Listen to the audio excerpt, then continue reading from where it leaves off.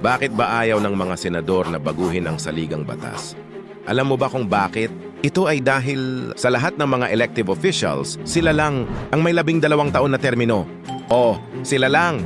Imaginein mo to. Bawat senador ay may budget na 3 billion hanggang 6 billion kada taon. Ibig sabihin nito ay may 36 billion hanggang 72 billion na pondo ng bayan ang napupunta sa bawat senador sa loob ng 12 taon nilang panunungkulan. Grabe!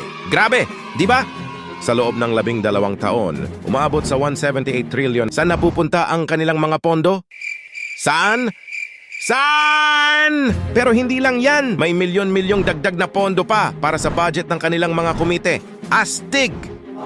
Pero alam mo ba ang pinakakakaiba? Sila lang ang pwedeng tumakbo bilang pangalawang pangulo o pangulo at kahit talo o loser. Talo, loser, kulelat at laglag ay mananatili pa din sila sa